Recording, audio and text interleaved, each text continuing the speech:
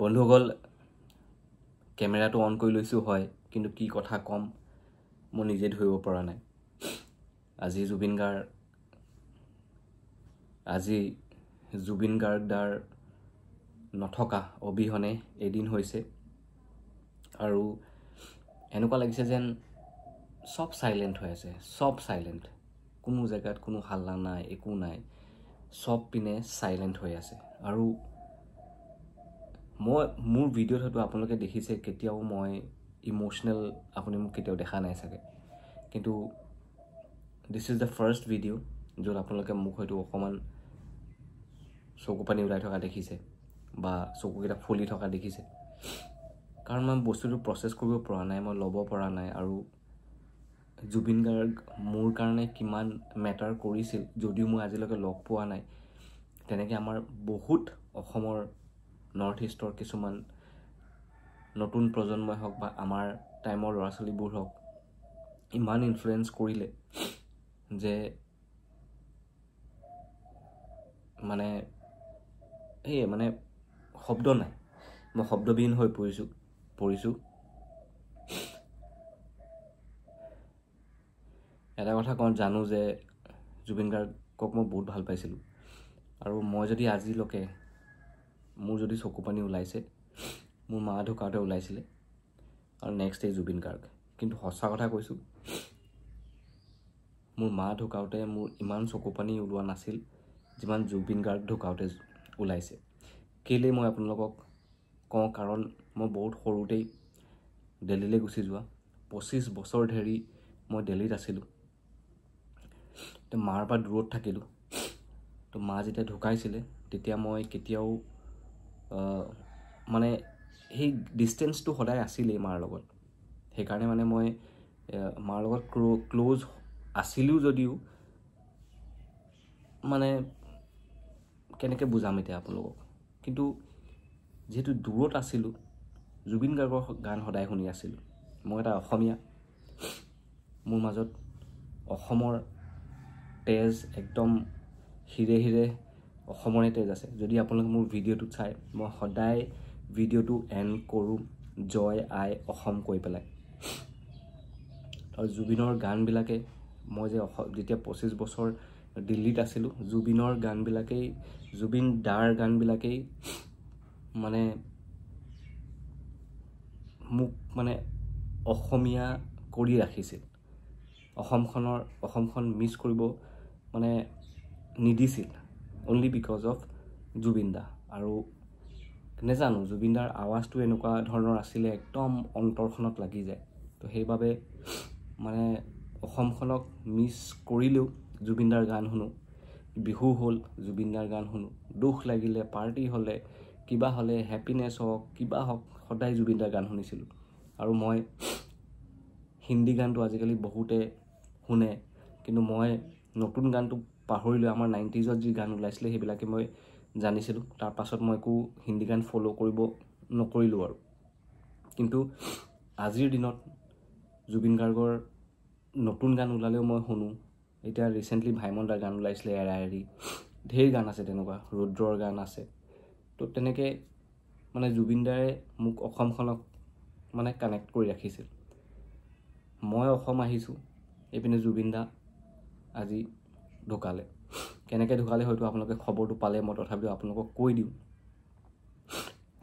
তেখেতে north east festival যোনটো 2013ত মানে ফাৰ্ষ্ট হৈছিল আজি 12 বছৰ হ'ল দিল্লীত হৈছিল ফাৰ্ষ্ট তো 2013ত পৰা মানে জুবিন দাক মানে শ্যামকানু মহন্তই মাতিব চেষ্টা কৰি থাকে তো সেইখিনি অকণ পিছলৈ আহিম কিন্তু এইটো কথা ক'ব বিচাৰোঁ যে জুবিন দাই নৰ্থ ইষ্ট ফেষ্টিভেল এইবাৰ ছিংগাপুৰত পাতিছিল তো সেইকাৰণে তাতে তেখেতৰ পাৰফৰ্ম কৰিব গৈছিল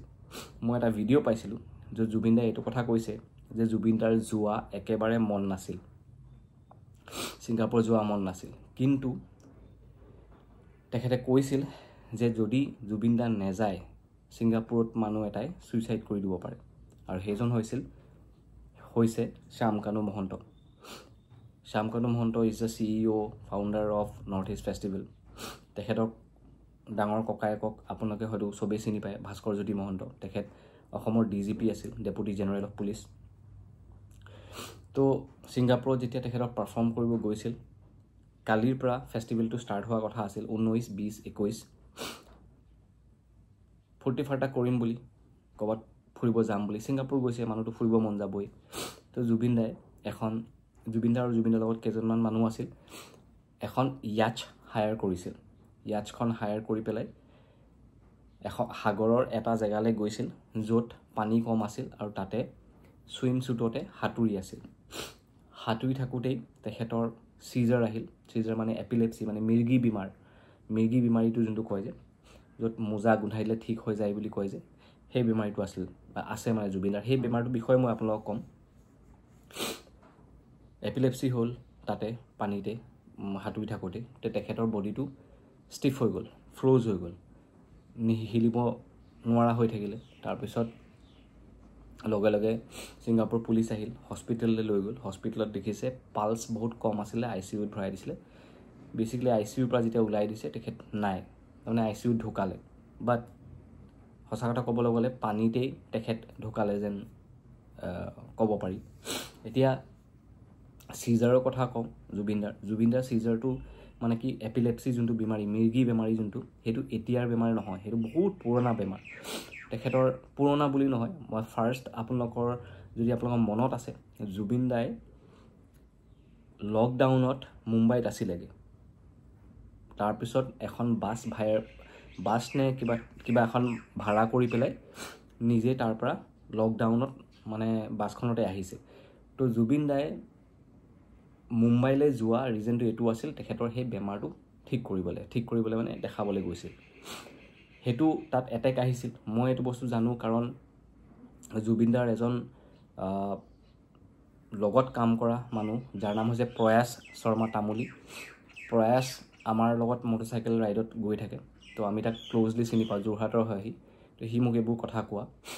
তাৰপিছত জুবিনদাৰ এটা ইনচিডেণ্ট ডিব্ৰুগড়ত হৈছিলে, আপোনালোকৰ যদি মনত আছে। ডিব্ৰুগড়ত এবাৰ বিহুত পাৰফৰ্ম কৰিব আহিছিল, নে ডিব্ৰুগড়ৰ পৰা ক'ৰবালৈ যাওঁতে পাৰফৰ্ম কৰিব গৈছিল। আছিলে আপোনালোকৰ homestay by the tea garden বুলি এখন ইয়াতে বিৰাট ফেমাছ হোমষ্টে এটা আছে, তাতে আছিলে। তাত কথা ওলাইছিলে যে বাথৰুমত পৰিছিলে বুলি, কিন্তু আচল কথাটো হৈছিল তাতো এপিলেপচি এটেক আহিছিল, সেইকাৰণে তেখেতক হস্পিটেললৈ লৈ যোৱা গৈছিল। তো এই এপিলেপচি বেমাৰীটো জুবিনদা বহুত আগৰ পৰা আছিল। আৰু যিহেতু জুবিনদা বহুত নিজকে নিজৰ বডিটো লৈ পেলাই এক্সপ্লইট কৰে, মদ পানীটো খায়, লগতে মানুহজনৰ ৰেষ্ট নাই, টাইম শ্বেডিউল নাই, কেতিয়া শুৱে কেতিয়া খায়, অকল কাম কাম কাম কাম। বিহু সন্মিলন গৈছে, গোটেই ৰাতিপুৱালৈকে এইবিলাক বিহু পাৰফৰ্মেঞ্চ মানে ক'ৰবাত পাৰফৰ্ম কৰিব যায়। কিন্তু কথাটো এনেকুৱা যে এনেকুৱা এপিলেপচি বেমাৰী হওক বা কিবা বেমাৰ হওক, এইবিলাক বডিটোৰ নাৰ্ভবিলাকক ৰেষ্ট লাগে। কিন্তু জুবিনদাই সেইটো ক'তনো ৰেষ্ট দিয়া মানুহ আছিল। তেখেতে কাৰো কথা নুশুনে, নিজৰ কথাই শুনিছিল। তো সেইবাবে সেই এপিলেপচি বেমাৰীটো আছিলেই। এতিয়া মই আপোনালোকক অলপ নৰ্থ ইষ্ট ফেষ্টিভেলৰ কথাটো কৈ দিওঁ। নৰ্থ ইষ্ট ফেষ্টিভেল 2013ত শ্যামকানু মহন্তই ষ্টাৰ্ট কৰিছিল। লাহে লাহে বহুত আগবাঢ়ি গ'ল। প্ৰথমতে দিল্লীত পাতিছিল। এতিয়া যদি আপোনালোকে গম পায় মই দিল্লীত আছিলোঁ বুলি,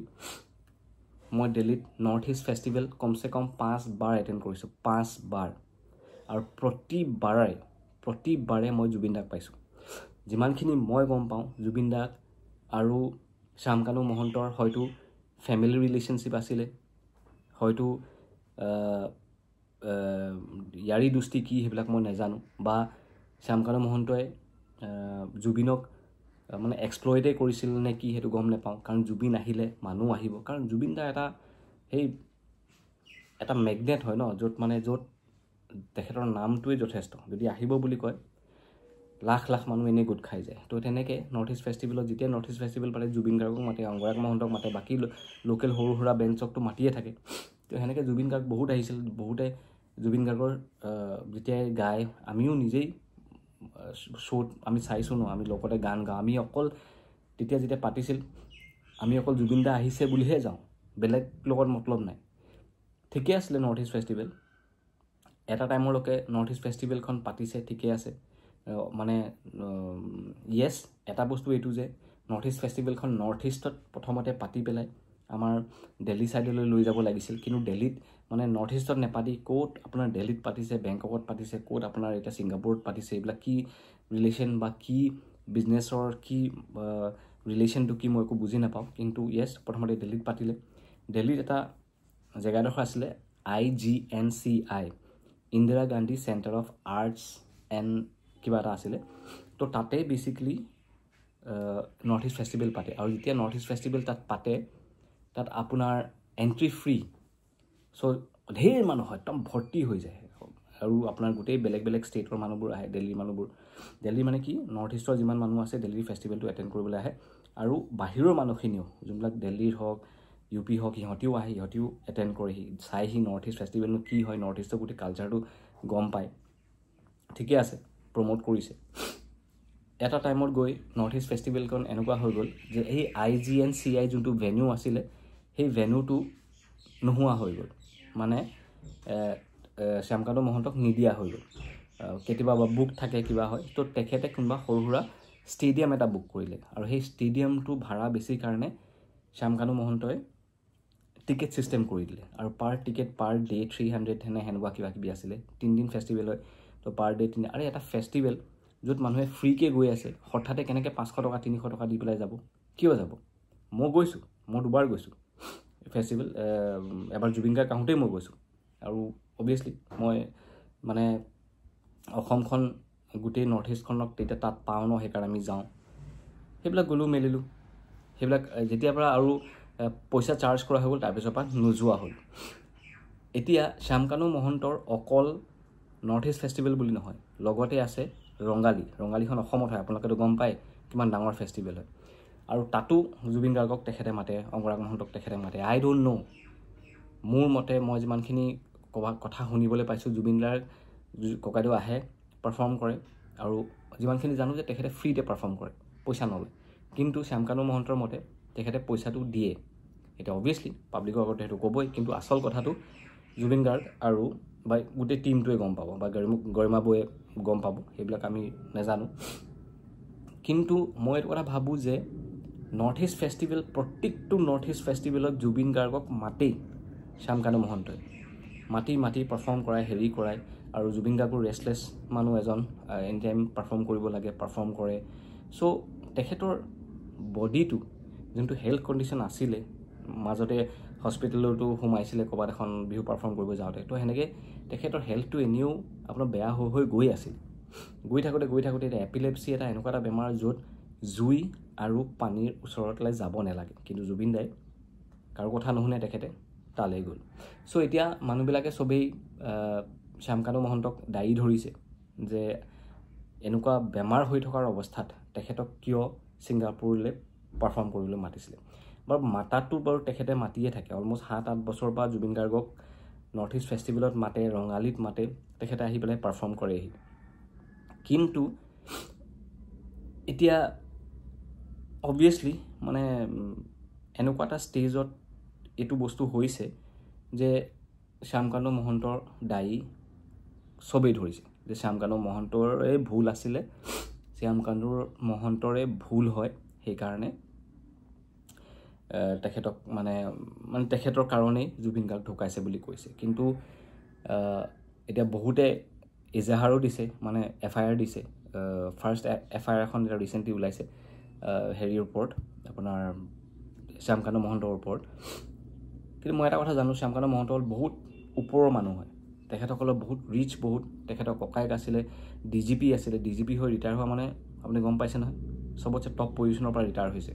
তাৰ মানে তেখেতে FIR দিয়ক কি দিয়ক একো সেইবিলাক হেৰি নহয় মই এটা কথা গম পাওঁ যে জুবিন দা মানুহটো সদায় এডভেঞ্চাৰাছ আছিলে সেই এডভেঞ্চাৰতে থাকিলে যেতিয়াৰ পৰা উঠিছে তেতিয়াৰ পৰা এডভেঞ্চাৰলৈকে আজিৰ দিনতো এডভেঞ্চাৰ হৈ গ'ল আৰু যদি আপোনালোকে জুবিন দাৰ লাইফটো চাই বেমাৰৰ বাহিৰে জুবিন দাৰ লাইফটো ভালকৈ জীয়াইছে ফুল মস্তি কৰিছে কাৰো খাতি নকৰে ঘেণ্টা কাৰো খাতি নকৰে তো সেইকাৰণে মই ভাবোঁ যে এইটো হয়তো জুবিন দাৰ সময় আছিল তেখেত গ'লগৈ আমাৰ মাজৰ পৰা হয়তো তেখেতৰ এইটো চবৰে এদিন সময় আহে কিন্তু ইমানো সোনকালে যাব বুলি ভাবা নাছিলোঁ বৰ আনটাইমলি ডিমাইজ মানে কেতিয়াও ভাবা নাছিলোঁ যে এনেকুৱা হঠাতে মই দিনত বিছনাখনতে পৰি আছিলোঁ দাদাই ফোন কৰিছে কৈছে জুবিন গাৰ্গ ঢুকালে বুলি মই সেনেকুৱা এটা শ্বকিং নিউজ এবাৰ পাইছিলোঁ সেইটো হ'ল যেতিয়া মই ক্লাছ 9ত আছিলোঁ মোৰ দেউতাক যেতিয়া কোনো মাৰ্ডাৰ কৰিছিল সেইটো তেতিয়া পাইছিলোঁ আৰু এতিয়া পাইছোঁ বাকী কিমান মানুহ আহিলে মৰিলে এনেকৈ এক্সিডেণ্ট হ'ল কি হ'ল মোৰ একো মানে মই ৰিলেট কৰিব পৰা নাছিলোঁ কিন্তু জুবিন গাৰ্গ মৰাৰ এই ইনচিডেণ্টটো হোৱাৰ বাবে মানে মোৰ ভাষা নাই যদি আপোনালোকে নৰ্থ ইষ্ট ফেষ্টিভেলৰ ওপৰত ভালকৈ কিবা জানিব বিচাৰিছে জুবিন গাৰ্গৰ ৰিলেশ্যন উইথ শ্যামকানু মহন্ত এইবিলাক কিবা জানিব বিচাৰিছে মোক ক'ব মই ভালকৈ ৰিচাৰ্চ কৰি এটা ভিডিঅ' বনাই আপোনালোকৰ আগলৈ আনিম আজি জাষ্ট এইখিনি কথা কওঁ বুলি আপোনালোকৰ আগলৈ আহিলোঁ আৰু একদম এটা শ্বটতে ভিডিঅ' বনাইছোঁ আপোনালোকে হয়তো দেখিছে ক'তো ৰখা নাই যি মনত আছে কৈ দিছোঁ and this is realme nine মানে মই এইটোৱে হয় আপোনালোকে হয়তো মোৰ হিন্দী ভিডিঅ'বোৰ চালে আপোনালোকে দেখে চাগে মই বহুত স্ক্ৰিপ্টেড ভিডিঅ' বনাওঁ মানে লিখি লওঁ তাৰপিছত ডাইলগবোৰ কওঁ বা হেৰি কওঁ আজি নাই আজি যি মগজত আহিছে তাকে কৈ দিছোঁ ককাইদেউ য'তে আছে ভালে কুশলে থাকিব you are the rock star of Assam North East India we all love you from the bottom of our heart and যদি ওপৰত আছে ওপৰতো আপুনি চবকে এণ্টাৰটেইন চবকে একদম ফূৰ্তিত ৰাখিব জয় আই অসম